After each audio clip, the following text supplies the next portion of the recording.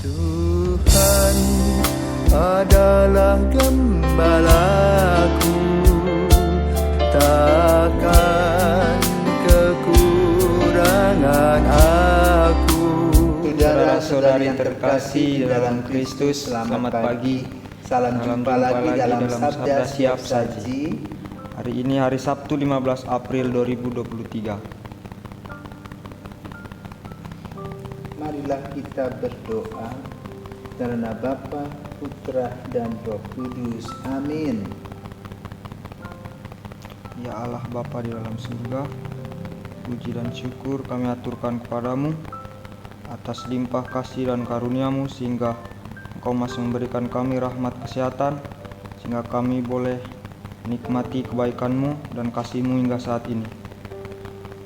Sekarang ya Bapa, kami ingin melakukan atau menjalankan Sabda Siap Saji. Semoga dengan Sabda Siap Saji yang akan kami laksanakan dapat menerangkan atau membuka mata hati kami dan dapat menyegarkan jiwa kami. Dengan perantaran Kristus Tuhan dan Juru Selamat kami. Amin. Amin. Tuhan bersamamu Dan bersama rohmu. Inilah Injil Yesus Kristus menurut Markus. Dimuliakanlah Tuhan. Markus bab 16 ayat 9 sampai dengan 15. Setelah Yesus bangkit dari antara orang mati pagi-pagi pada hari pertama minggu itu, ia mula-mula menampakkan dirinya kepada Maria Magdalena. Daripadanya Yesus pernah mengusir 7 setan. Lalu Maria Magdalena pergi memberitahukannya kepada mereka yang selalu mengiringi Yesus dan yang pada waktu itu sedang berkabung dan menangis. Tetapi ketika mereka mendengar bahwa Yesus hidup dan dilihat olehnya, mereka tidak percaya. Sesudah itu Yesus menampakkan diri dalam rupa yang lain kepada 2 orang dari para murid ketika keduanya dalam perjalanan keluar kota.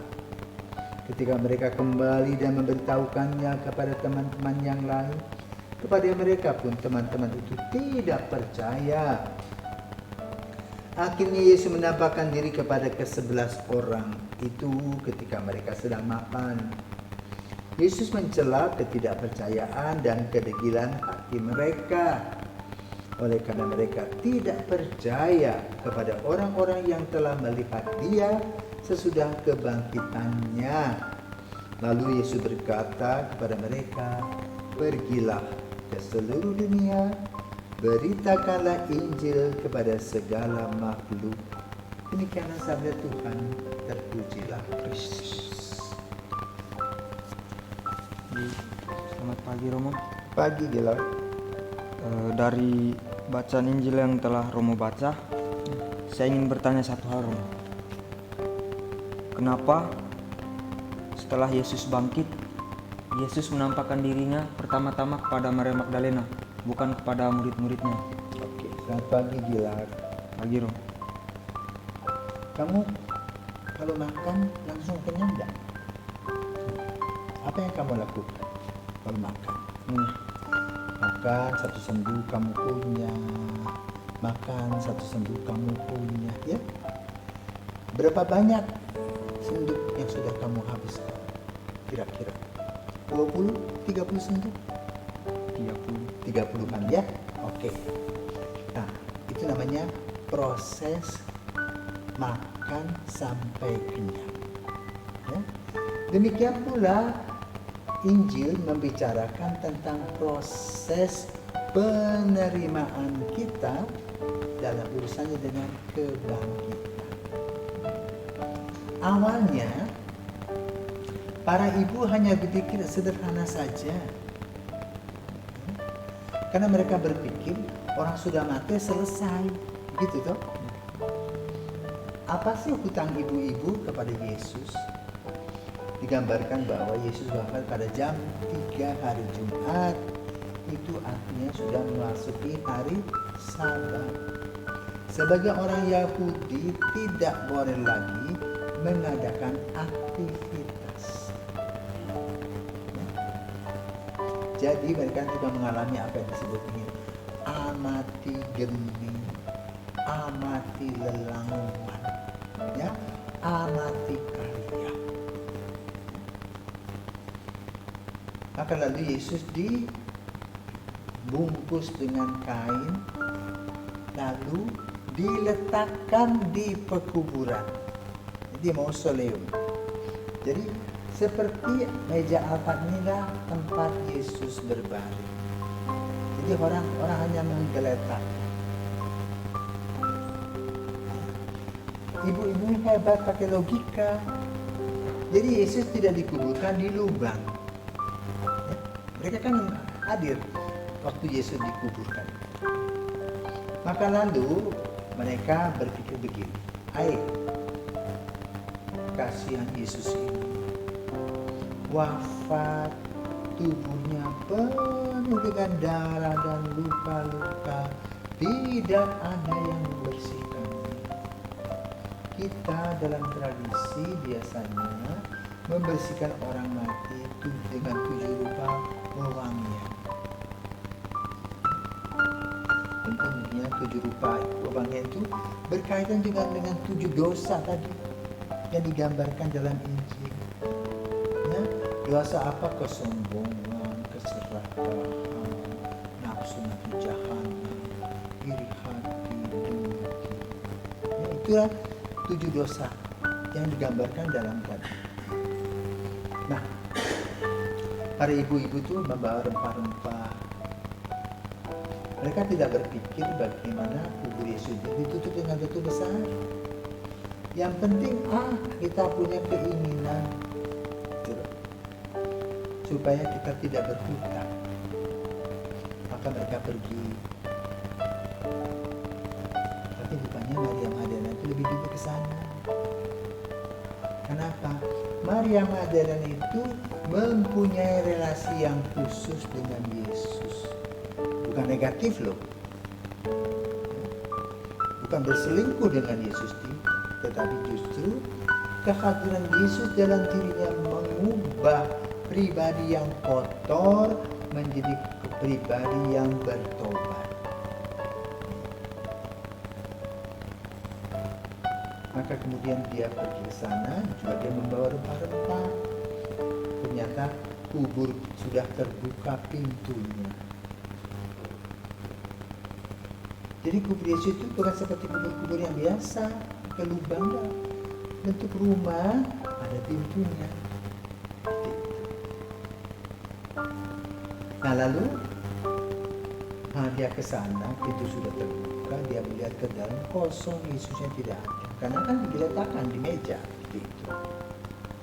Maka dia menangis, menyampaikannya kepada para murid. Mereka bilang, tipu kau tipu, bohong. Orang sudah mati, sudah selesai. Itu loh. Nah ini dalam Injil Markus. Ya. Jadi perempuan-perempuan itu karena perempuan peduli kepada Yesus, membersihkan luka-lukanya. Laki-laki di mana? Sembunyi, takut, juga disalibkan seperti Yesus. Maka sementara itu sampai hari ke-40 itu selalu mereka kunci pintu. Takut.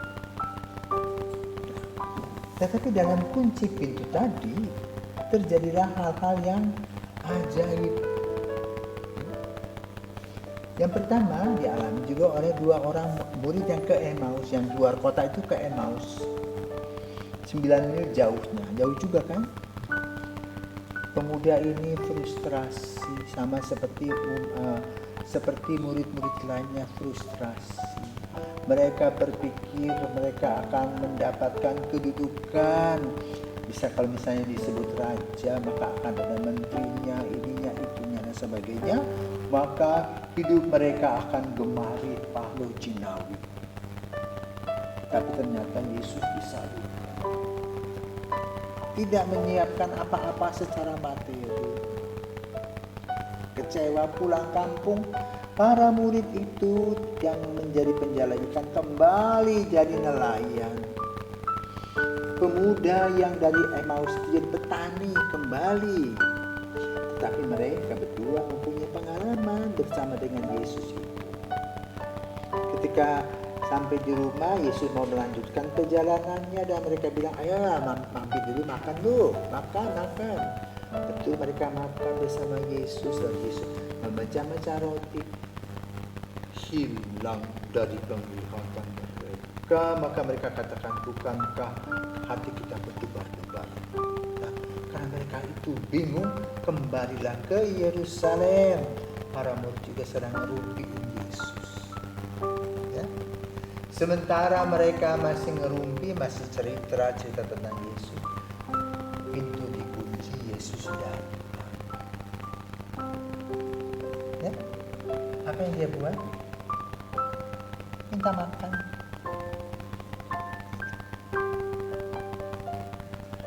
Dan dia katakan, mereka merasa itu hantu ya. Lalu Yesus berkata, hantu kan tidak ada tulang dan dagingnya seperti yang ada padamu. Yesus menegaskan. Nah, saudara-saudara terkasih, berita tentang kebangkitan mengalami sebuah proses seperti tadi makan itu, satu sendok dikunyah, satu sendok dikunyah. Jadi pengalaman Maria itu dikunyah, karena disebarkan kepada grup A. Lalu Emmaus juga diberitakan kepada grup B. Ketika mereka makan bersama pun diceritakan di grup C. Nah, 3 grup ini di utara, selatan, timur atau barat menceritakan pengalaman yang mirip sama, yaitu Yesus hidup kembali. Buktinya bisa makan dan dia menapak. Jadi boleh katakan manusia yang hidup itu mempunyai daya tarik bumi. Kalau hantu, lihat kakinya melayang. Yesus menapak, itu persoalan. Maka kemudian Yesus katakan, pergi, beritakanlah Injil. Apa berita Injilnya? Yesus telah wafat, Yesus telah bangkit, Yesus menyelamatkan. Itulah berita.